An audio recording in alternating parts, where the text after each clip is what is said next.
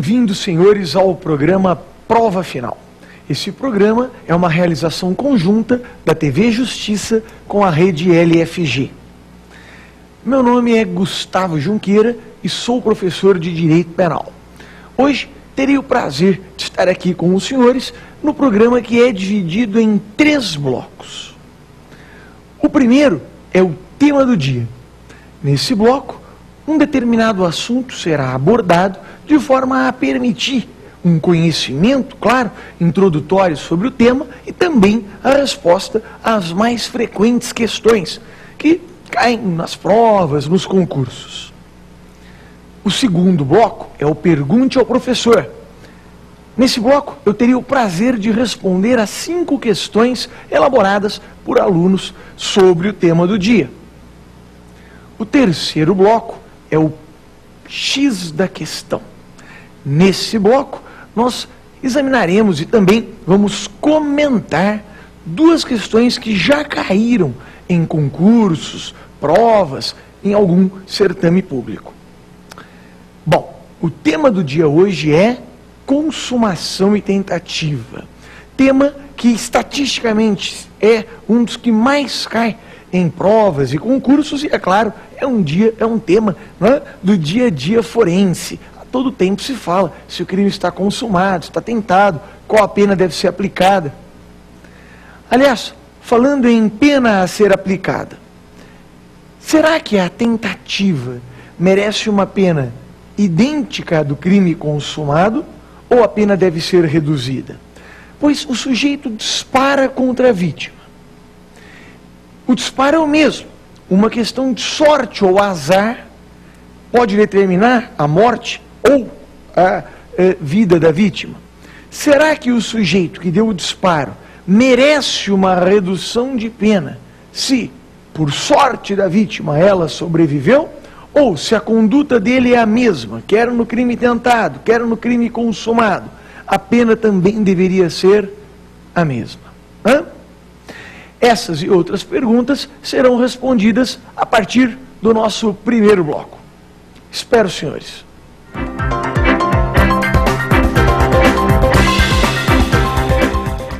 Consumação e tentativa.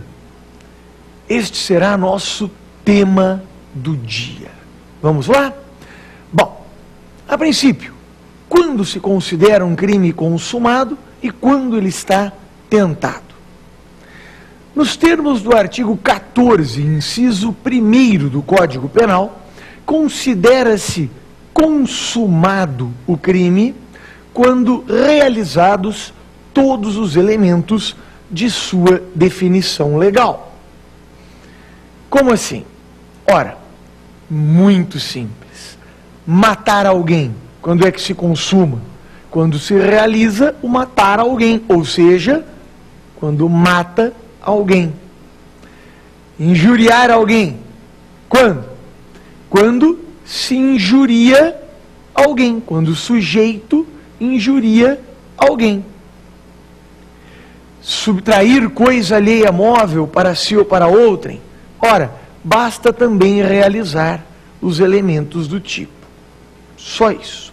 Então, crime consumado é aquilo em que todos os elementos do tipo, tudo que está escrito no tipo, se realizou, se consumou. Ok? Além da consumação, quais são os outros momentos do crime? Qual é o iter criminis? Bom, para se alcançar a consumação, a doutrina costuma arrolar, não é, 3 momentos anteriores à consumação. Quais seriam? A cogitação, os atos preparatórios, a execução e a consumação. Repito, a cogitação, os atos preparatórios, a execução e, em último, a já comentada consumação. Bom, o que seria cogitação? Cogitação é o plano mental do crime. Repito, é o plano mental do crime. Ele é elaborado e fica contido na cabeça do sujeito, não extravasa, fica lá dentro. mentalmente o sujeito arquiteta. Então ele pensa, minha sogra vem passar o final de semana em casa, deve chegar lá pelas 4 da tarde.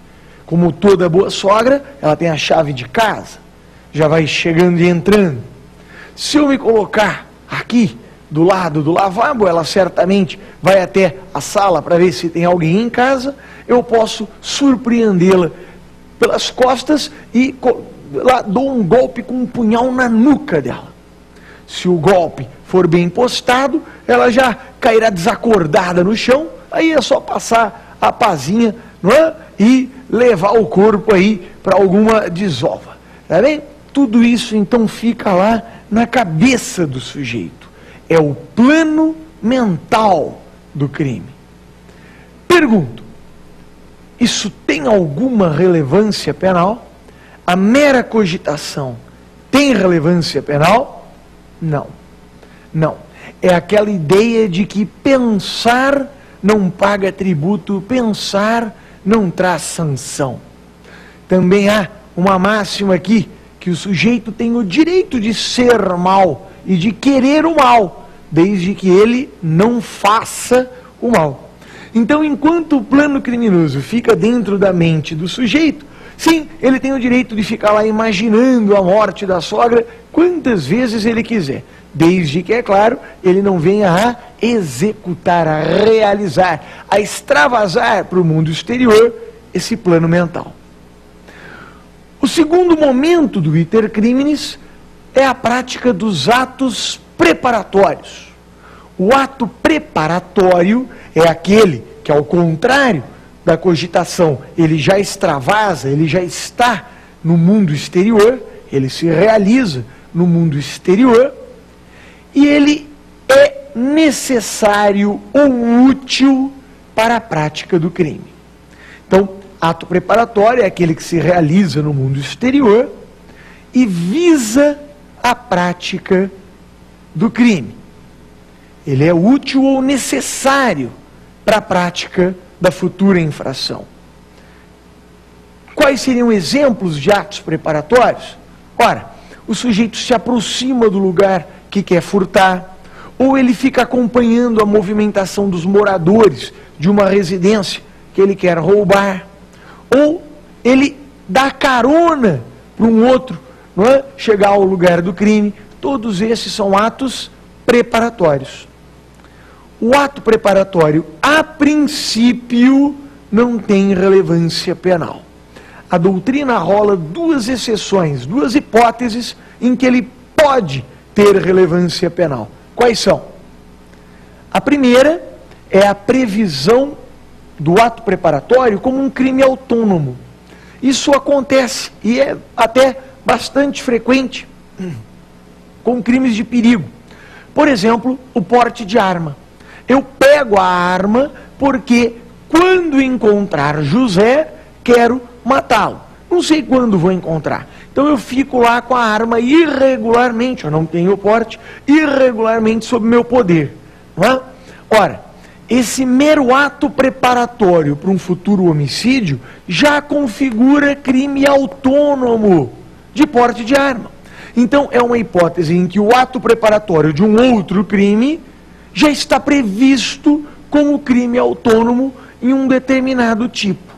O porte de arma, o porte de drogas pode ser inserido nessa classificação. O crime de quadrilha é um exemplo clássico, certo? A segunda exceção é no caso do concurso de pessoas. No caso de concurso de pessoas, aquilo que a princípio é um mero ato preparatório pode ganhar relevância penal se o outro colaborador vier a realmente praticar o crime. Como assim? Imagine que eu quero furtar uma casa e eu vou lá, encontro o arquiteto que fez a planta da casa e peço a ele, olha, me venda a planta da casa por R$5.000 que eu quero encontrar o ponto frágil da segurança para adentrar e furtar determinados bens. Ele me vende a planta por R$5.000. Imaginem que eu vejo a planta, estudo a planta e concluo que é melhor nem tentar furtar, a casa é realmente muito segura. Esse ato dele de me vender a planta é um ato preparatório. Tem relevância penal? Não. Não, porque eu não cheguei a praticar a infração. No entanto, se eu ao menos tentar furtar a casa, esse ato preparatório ganha relevância penal. Essas, então, são as duas exceções. O caso da previsão autônoma da conduta de ato preparatório como um tipo específico na legislação, e o caso do concurso de pessoas, não é? Em que a prática desse ato preparatório por um pode ganhar relevância penal se a conduta do outro chega, no mínimo, a ser tentada, se ele ao menos tenta praticar a infração. Execução. A próxima fase do iter criminis é a execução. O que é execução? Execução significa que começou o ataque direto ao bem jurídico. Agora sim, o bem jurídico está sendo diretamente atingido. A execução normalmente coincide com o verbo nuclear do tipo. Quando o sujeito realiza o verbo nuclear do tipo, estamos falando em execução. Por fim, a consumação, como já disse, se o sujeito realiza todos os elementos da definição legal. Então, cogitação, plano mental, ato preparatório, a realização de atos exteriores que buscam a prática do crime, execução, quando realiza o verbo matar, injuriar, subtrair, porque nesse caso já há um ataque direto ao bem jurídico, e por fim a consumação, quando realizados todos os elementos da definição legal. São esses os 4 momentos do chamado caminho do crime, iter criminis, quase que unanimemente reconhecidos pela doutrina. Ok? Bom, já vimos o que é um crime consumado, já vimos o que é o iter criminis, e a tentativa. O que é tentativa? Tentativa, nos termos do artigo 14, inciso 2º do Código Penal, ocorre quando? Iniciada a execução, o sujeito não alcança a consumação por circunstâncias alheias à sua vontade. Repito, iniciada a execução, o sujeito não alcança a consumação por circunstâncias alheias à sua vontade. O que significa? Que ele começou aquele terceiro momento do iter criminis, que é a execução, e ele quer chegar na consumação. Ele está percorrendo esse caminho, mas ele não consegue chegar. Ele começa a execução e para antes de alcançar a consumação. Por quê? Por uma circunstância alheia, por uma circunstância diversa da sua vontade. Isso é tentativa. Exemplo, eu inicio uma ação letal de matar alguém e disparo, mas não consigo consumar, não consigo a morte. Por quê? Por uma circunstância alheia à minha vontade, qual seja, uma mira ruim, eu sou muito ruim nos disparos e não acerto nenhum órgão vital, ou a vítima tem muita sorte, ou alguém me interrompe e me desarma antes que eu consiga terminar o meu plano. Diversas possibilidades. De qualquer forma, eu iniciei a execução e não consegui chegar na consumação por uma circunstância estranha, alheia à minha vontade. Respondendo à pergunta que ficou lá na apresentação, como se pune a tentativa? Em alguns países, a tentativa é punida com a mesma pena do crime consumado, a adoção de um critério ou de uma teoria puramente subjetiva. Se eu quis matar e atirei para matar, não importa se eu dei a sorte de matar ou o azar de não conseguir atingir o meu objetivo. A minha conduta é a mesma, mereço a mesma pena. Não é assim no Brasil. No Brasil, adotamos um critério objetivo-subjetivo, em que é importante sim a intenção, o querer, o resultado, mas também é importante se houve lesão ou mero risco ao bem jurídico. Se houve mero risco, a pena tem que ser menor do que a lesão, do que a consumação. E nesse caso, haverá sim diminuição de pena. Então, no Brasil, a tentativa é punida com a pena do crime consumado diminuída de 1 a 2/3. Repito, é a pena do crime consumado diminuída de 1 a 2/3, salvo disposição em contrário específica na legislação. Essa é a regra geral. E como é que o juiz escolhe entre 1 e 2/3? Ele joga uma moeda para cima? Se der cara 1/3, se der coroa 2/3? Não, de jeito nenhum. Há um critério científico. Qual é? Quanto mais próximo da consumação, menor a redução. Repito, quanto mais próximo da consumação, menor a redução. Então, se o sujeito chegou muito perto de consumar, vai reduzir pouco, reduzir 1/3. Se ele ficou bem longe de consumar, reduz bastante, reduz 2/3. Se ele ficou no meio do caminho, que se reduz a metade, reduz em metade da pena, sem problema. Eis o critério para a redução da pena na tentativa. A tentativa tem uma classificação, tem tantas, mas vamos na mais consagrada, que é a classificação da tentativa como tentativa perfeita, também chamada crime falho, e tentativa imperfeita. Então, tentativa perfeita versus tentativa imperfeita. O que é uma tentativa perfeita?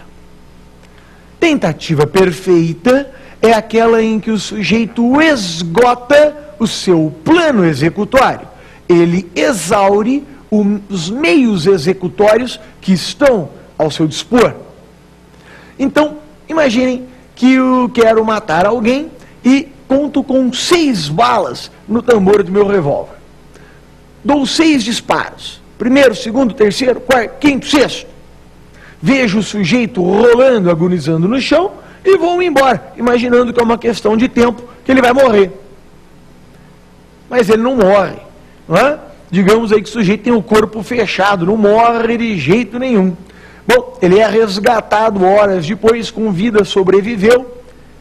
Bom, eu iniciei a execução e não consumei por circunstância alheia à minha vontade.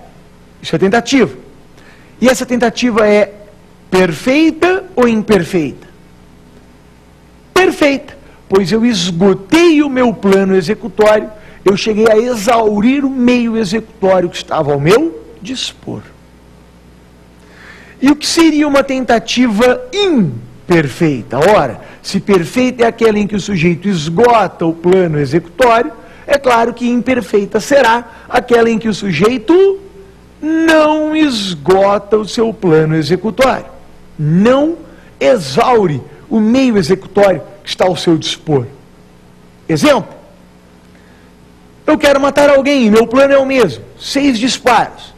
Primeiro disparo, segundo disparo, no terceiro disparo, eu sou interrompido por um terceiro que me desarma, consegue resgatar a vítima e a salva da morte. Ora, eu não consegui esgotar o plano, isso é uma tentativa imperfeita. Ficou clara a diferença? Tentativa perfeita e imperfeita? Na perfeita, esgota o plano executório, exaure o meio. Na imperfeita, não esgota, não exaure o meio. Gustavo, o que é tentativa qualificada? Pergunta das mais comuns. Tentativa qualificada é o nome que se dá à desistência voluntária e ao arrependimento eficaz. Estão previstos no artigo 15 do Código Penal. O que é desistência voluntária, o que é arrependimento eficaz e qual a sua consequência? Desistência voluntária ocorre quando, iniciada a execução, o sujeito, por ato voluntário, desiste de nela prosseguir, impedindo a consumação. Repito, Iniciada a execução, o sujeito, por ato voluntário, desiste de nela prosseguir, impedindo a consumação. Exemplo: eu quero matar alguém e vou dar 6 tiros. Dou o primeiro tiro, segundo, terceiro. No terceiro, a vítima me provoca: Gustavo, por que você está me matando? Ao que respondo: ora, porque você me traiu. Não, Gustavo, não fui eu, foi o Ricardão, foi ele que te traiu. Foi o Ricardão? Então, peço desculpas, não te mato mais. Guardo o revólver no bolso e vou embora. E a vítima sobrevive. Pergunto: nesse caso, eu iniciei a execução de um crime? Iniciei. Eu consumei? Não, porque a vítima não morreu. Eu não consumei por circunstância alheia à minha vontade ou pela minha própria vontade? Foi pela minha própria vontade. Então isso também não é tentativa, pois para que haja tentativa é necessário que a não consumação se dê por circunstâncias alheias à vontade do sujeito. Se foi pela minha própria vontade, também não é tentativa. Ora, mas se isso não é um homicídio consumado, e se isso não é um homicídio tentado, isso é um homicídio o quê? Não é um homicídio. A consequência da desistência voluntária é: fica afastada a tentativa, e o sujeito só responde pelos atos já praticados. Como assim atos já praticados? Ora, se dos meus disparos resultou lesão grave, eu responderei pela lesão grave. Se resultou lesão leve, responderei pela leve. Se não houve lesão, pelo disparo de arma de fogo, pela periclitação da vida ou da saúde, respondo pelos atos já praticados. A tentativa ficará afastada. E o arrependimento eficaz? Que é arrependimento eficaz? No arrependimento eficaz, conceito: o sujeito, após terminar o seu plano executório,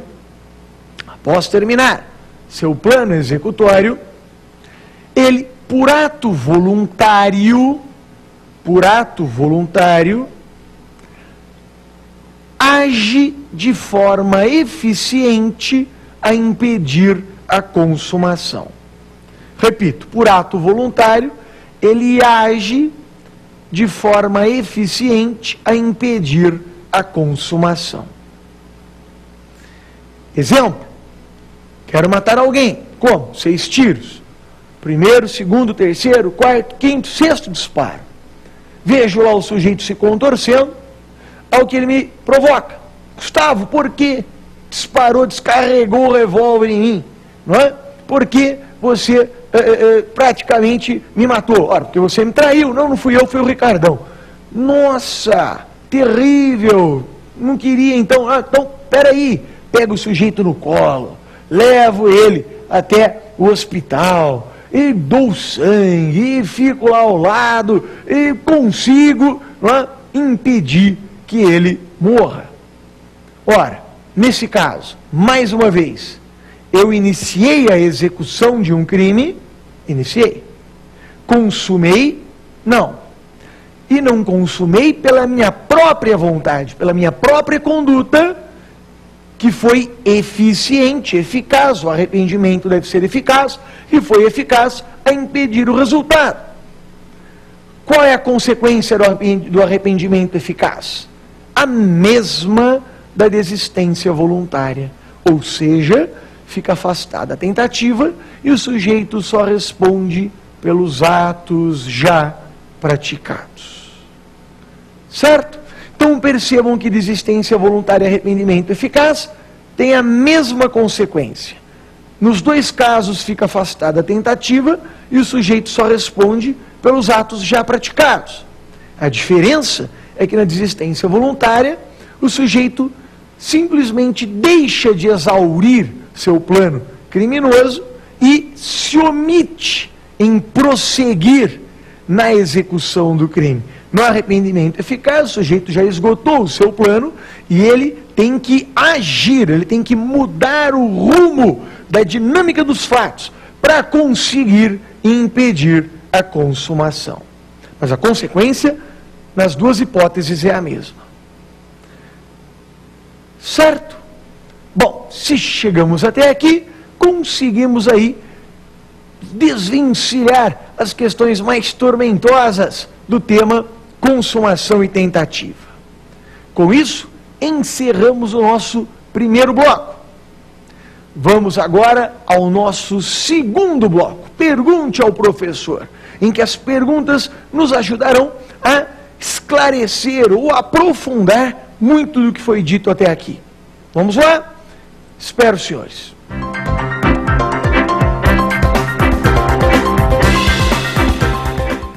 Bem-vindos, senhores, ao nosso segundo bloco, Pergunte ao Professor, em que terei o prazer de responder às 5 questões escolhidas entre nossos alunos. Vocês também podem participar desse bloco, enviando suas perguntas ou sugestões de temas para o e-mail provafinal@lfg.com.br. Vamos então para a nossa primeira pergunta. Qual é? Professor, é possível tentativa de crime culposo? Se é possível tentativa de crime culposo? Não.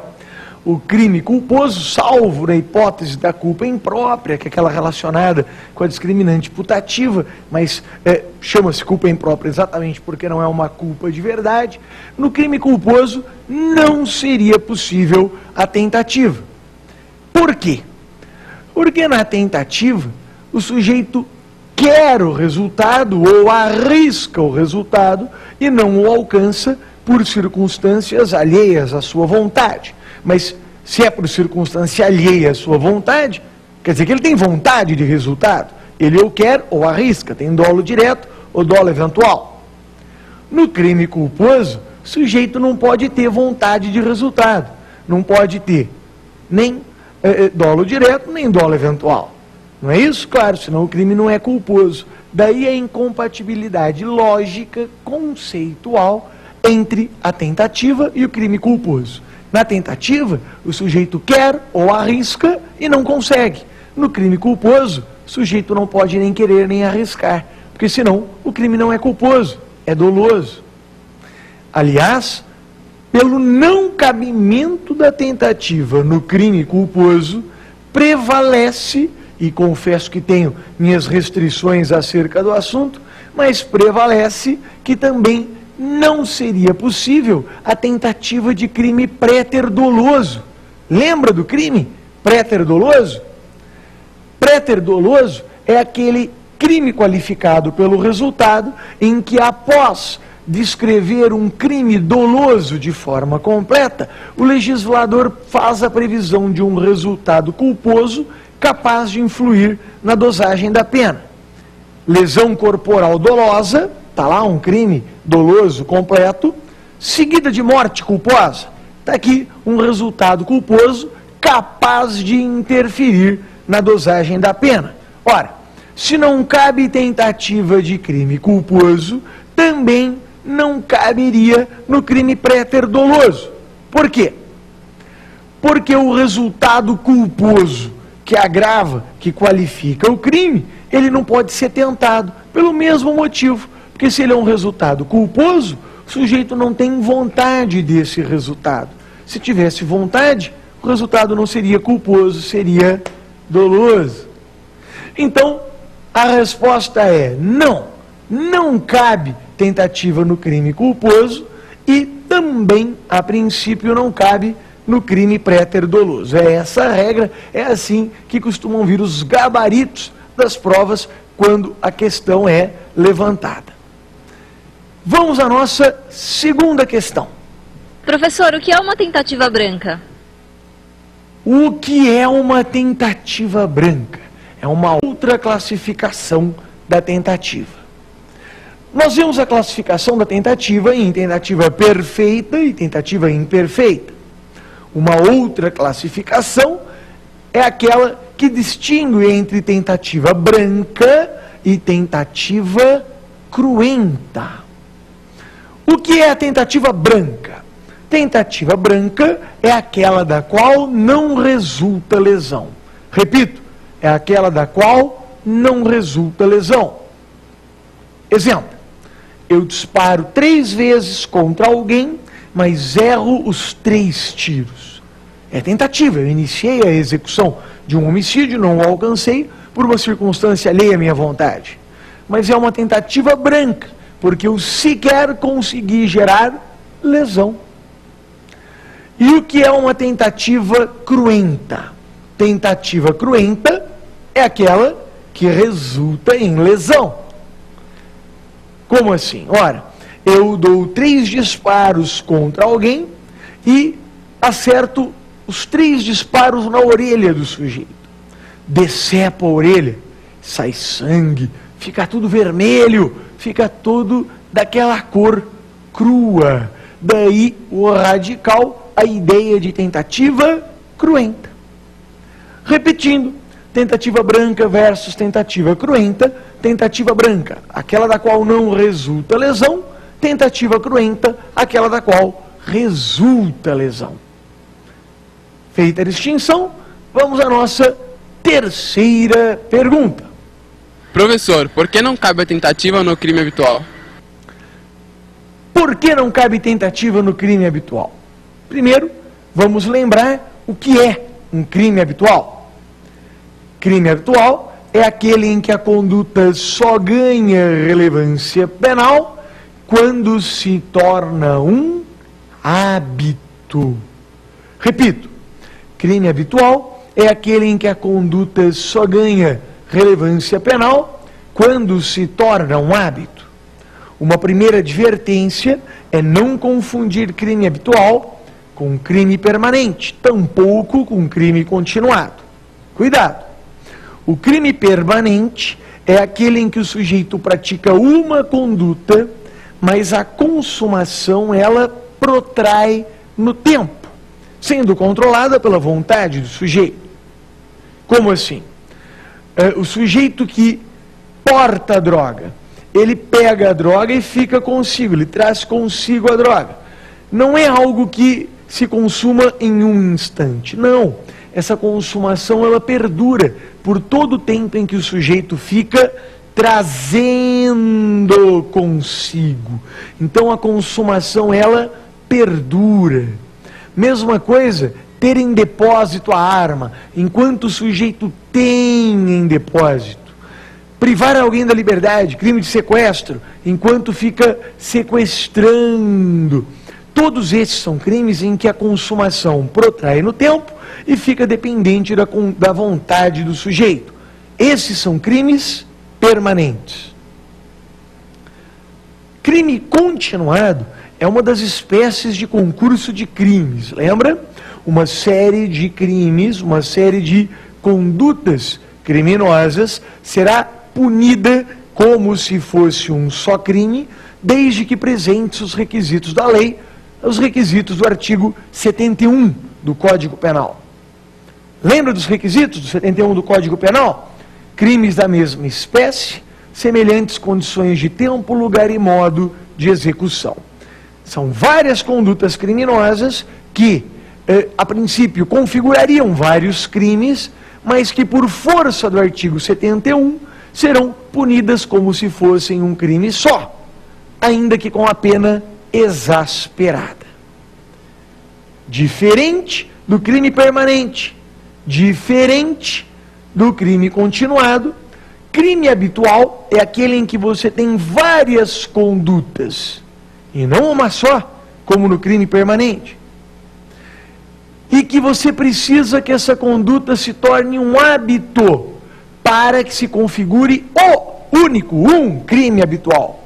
Não o crime continuado, em que há uma série de condutas, uma série de crimes, que por uma vontade do legislador será punida como se fosse um só. Mas crime continuado é uma espécie de concurso de crimes. Você tem vários crimes que serão punidos como um só. No habitual, não. No habitual, você tem uma série de condutas que tem que se tornar um hábito para que se configure um crime, que será punido, vez que se trata de um crime habitual. Exemplo, o mais famoso é certamente o manter casa de prostituição.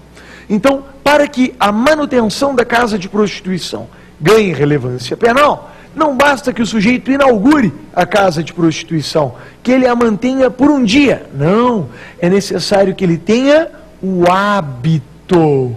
Então ele tem que 1 dia, 2 dias, 3 dias, até que se torne um hábito. Gustavo, quantas repetições são necessárias para que se possa configurar o hábito? Quantas vezes, quantos dias tem que manter a casa de prostituição ou no rufianismo? Quantas vezes há de se ter a vantagem da prostituição alheia ou no curandeirismo? Quantas vezes há de se repetir o ato de curandeirismo? Não há um número certo. Trata-se de uma valoração judicial. O juiz observa a sequência de condutas e diz: isso já é um hábito, isso ainda não é um hábito. Configurado o hábito, temos o crime habitual. Por que não cabe tentativa no crime habitual? Primeiro, que isso não é pacífico, mas é amplamente majoritário. Não caberia tentativa no crime habitual por pelo menos 2 razões. A primeira, bastante simples, é que não se tenta ter hábito. Hábito é algo que se tem ou não se tem. Eu estava tentando ter o hábito de ter vantagem da ilícita, indevida, da prostituição alheia. Não, você não estava tentando ter o hábito. Hábito é uma coisa que você tem ou não tem, você estava tendo vantagem. Não é? Eu estava tentando manter a casa de prostituição, tentando ter o hábito. Não tentou ter hábito. Você mantém ou não mantém? Quando essa manutenção se torna um hábito, está consumado o crime habitual. A segunda razão do não cabimento da tentativa no crime habitual é uma razão conceitual. Se crime habitual é aquele que só se ganha relevância penal quando a conduta se torna um hábito, enquanto ela não se tornou um hábito, ou seja, enquanto não consumou o crime habitual, não tem relevância penal. Se não tem relevância penal, não a tem sequer para a tentativa. Então, prevalece o descabimento de tentativa no crime habitual, quer por um, quer por outro motivo. Quer porque não se tenta ter hábito, quer pela questão conceitual, que o crime habitual só ganha relevância penal quando o hábito se perfaz e aí o crime já está consumado. Respondida essa pergunta, vamos à nossa próxima questão. Professor, se na desistência voluntária os atos praticados não configuram crime, pelo que responde o sujeito? Se numa hipótese de desistência voluntária, o ato praticado sequer configurou um ilícito, pelo que responde o sujeito? Ora, a letra da lei é muito clara. O sujeito só responde pelos atos já praticados. Se ele não praticou ato relevante penal típico nenhum, ele não responde por nada. Será absolvido. Será absolvido. Mas como? Se o sujeito já começou a execução do crime. Se ele começou a execução do crime e não consumou por circunstância alheia, sua vontade é tentativa. Se ele começou a execução do crime, não consumou pela sua própria vontade, como é na desistência voluntária, não é tentativa. Só pode responder pelo que ele já fez de típico de relevante penal. Se ele nada fez de típico de relevante penal, não há que responder mesmo por nada, será absolvido. É aqui que se configura com a maior intensidade a consagrada expressão da ponte de ouro, sempre atribuída a Liszt. A ideia é que o sujeito começa a execução do crime, mas se ele, por ato voluntário, desiste de nele prosseguir e impede a consumação, você imagina que ele tinha o caminho do direito e o caminho do errado, do antijurídico, do ilícito, não é? E ele começou a trilhar o caminho do ilícito. Se ele, por ato voluntário, desiste de nesse caminho prosseguir e impede a consumação, é como se ele tivesse uma ponte de ouro para voltar ao caminho do bem, para voltar ao caminho do correto, para voltar ao caminho do direito. Como ele está voltando ao caminho do direito, deve ser premiado. Esse prêmio, normalmente, ao afastar da tentativa, só responder pelos atos já praticados. Se os atos não são relevantes penais, mais intensa ainda a ponte de ouro, pois deverá ser absolvido. Não responderá por nada. Correto? Bom, vamos então à nossa última questão. Professor, no arrependimento eficaz, se apesar de toda ação positiva do autor o resultado ocorre, pelo que responde o sujeito? Excelente questão. Das mais frequentes também em aula. Ora, digamos então, na desistência voluntária, e isso vale para o arrependimento eficaz, quer em um, quer em outro. Nos exemplos que eu dei 3 tiros, o sujeito me perguntou, por que me matas? Que me traiu? Não, não fui eu. Guardei o revólver e fui embora. Ou, dei os 6 tiros, o sujeito me questionou, me provocou, eu peguei, levei para o hospital, fiz de tudo, mas mesmo assim ele morreu. Qual a consequência? Senhores, a série de perguntas é a mesma. Eu iniciei a execução? Iniciei. Consumei? Não. Então não é crime consumado.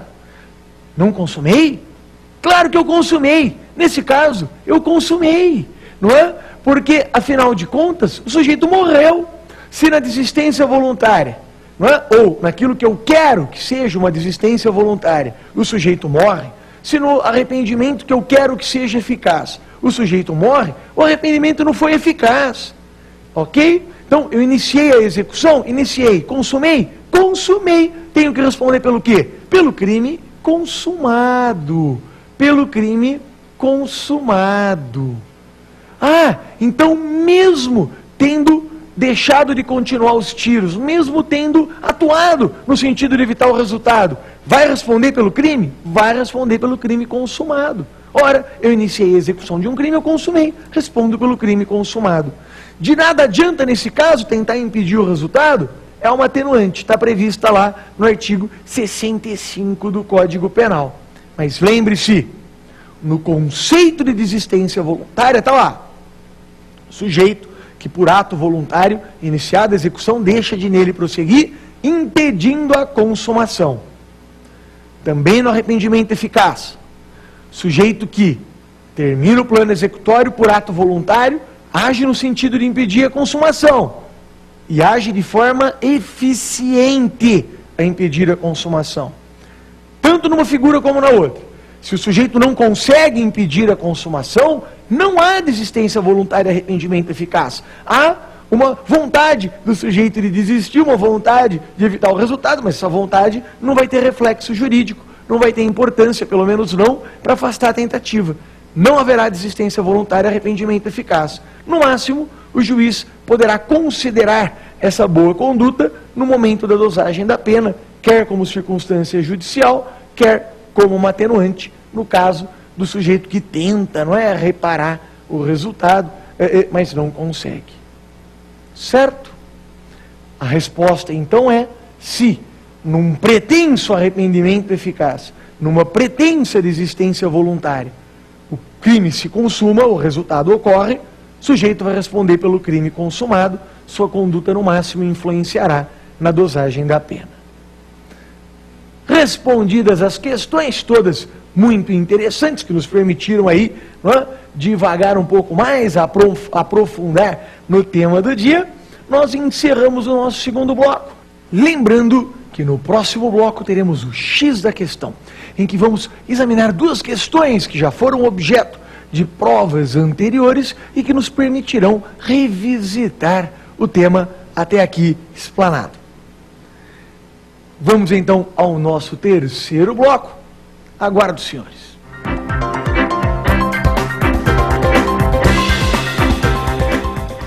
Bom, senhores, vamos então agora ao nosso terceiro bloco, o X da questão.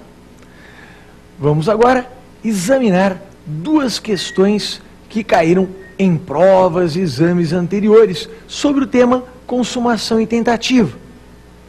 Vamos à nossa primeira questão. Caiu na OAB. Pedro quer matar Joana e planeja golpeá-la com uma faca e lançá-la em um fosso. Realiza todo o seu plano, mas Joana, apesar de gravemente ferida, sobrevive. No caso, podemos reconhecer. Vamos lá. Crime impossível? Não tem nada de crime impossível, que aliás não tivemos tempo não é? De falar no dia de hoje do crime impossível, mas não tem nada de crime impossível aqui. Mais do que possível golpear alguém com uma faca e jogar num fosso. É claro que há total risco ao bem jurídico, não há que se falar em crime impossível. A segunda alternativa, tentativa imperfeita. Lembram o que é tentativa imperfeita? É aquela em que o sujeito não consegue sequer esgotar o seu plano executório. Ou seja, se ele quer dar 3 golpes e lançá-la ao fosso, mas ele é, por algum motivo, interrompido, não consegue sequer exaurir o plano executório, os meios executórios que tinha ao seu dispor.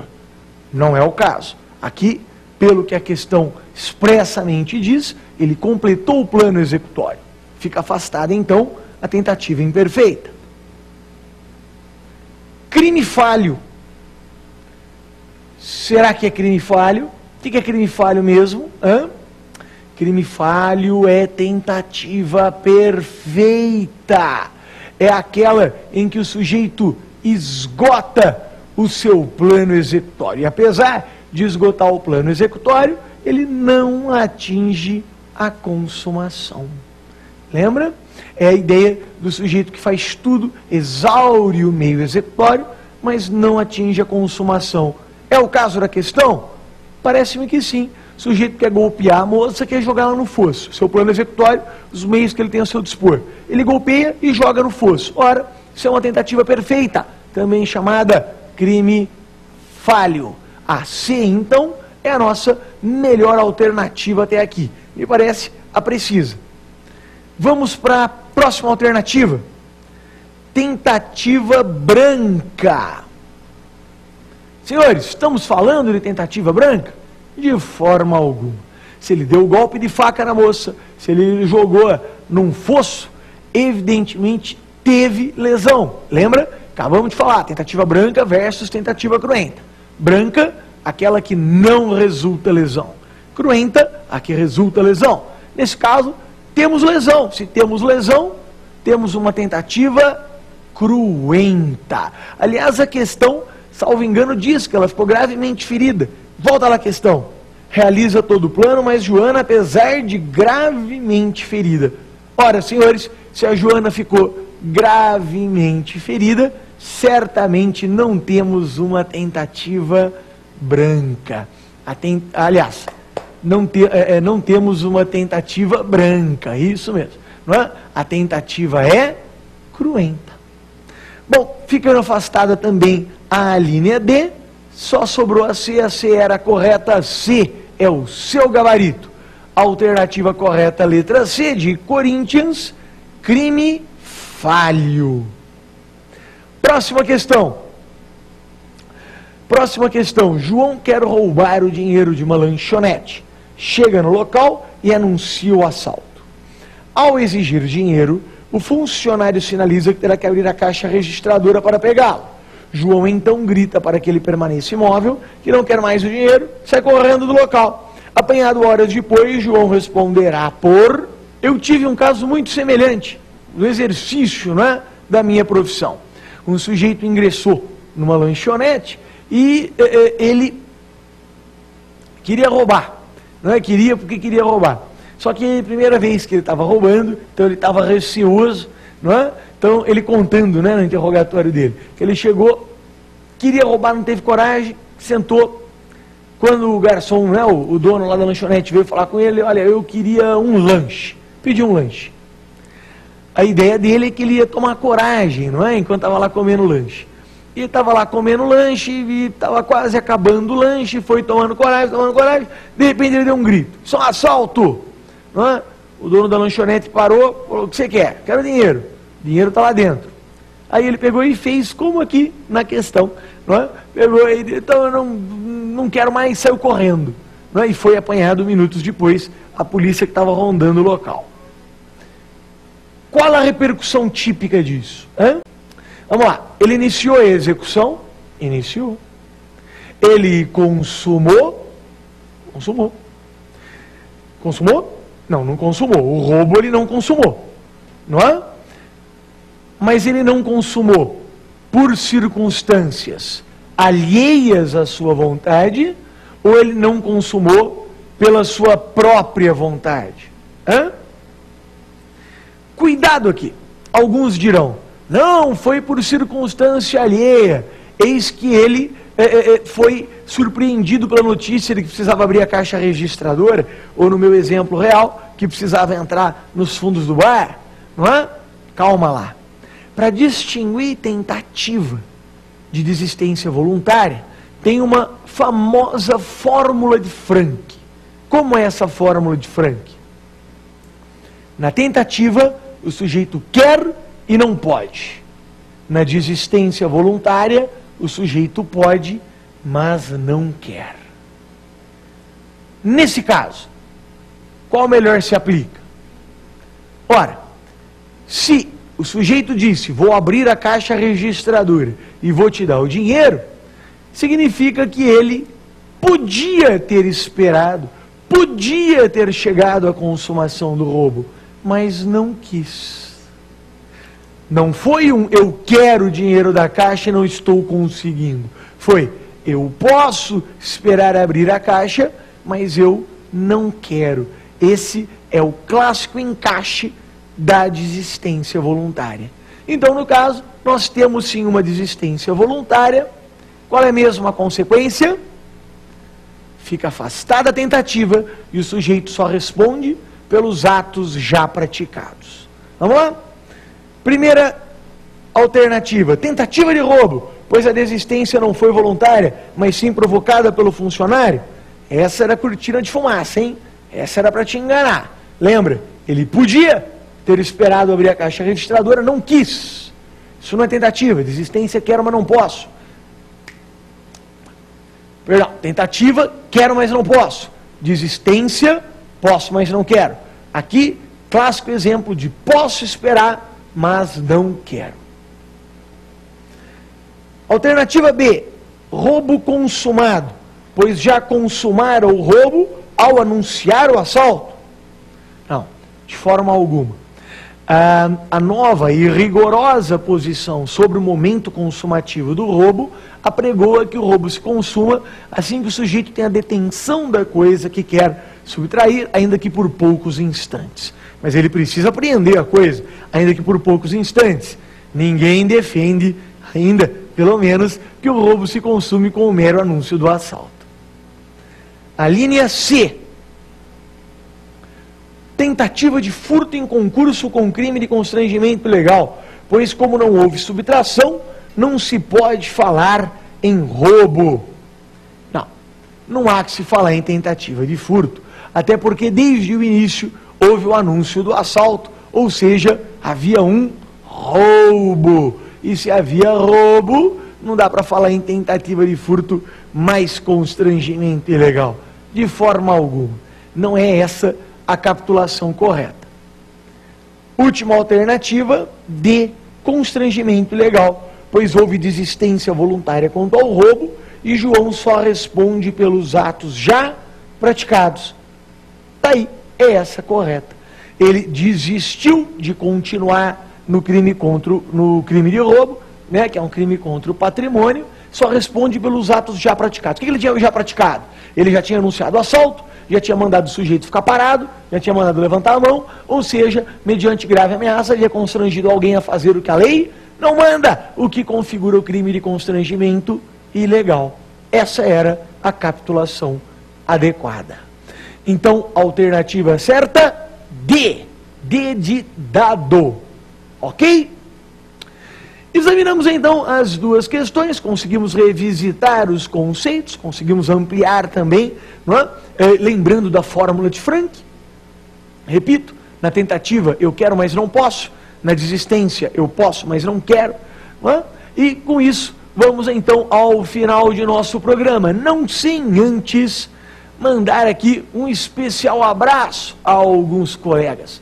Ora, nosso desejo, senhores, certamente era poder responder a todos os e-mails que nos são enviados, pessoalmente, por que não?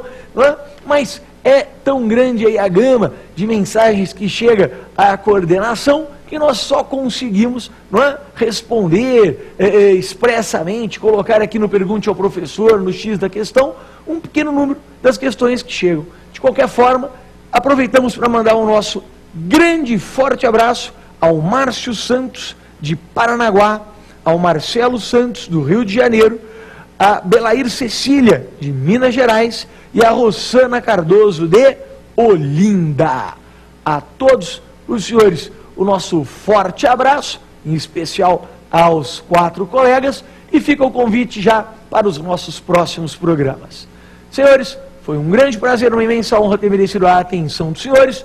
Muito obrigado, até a próxima.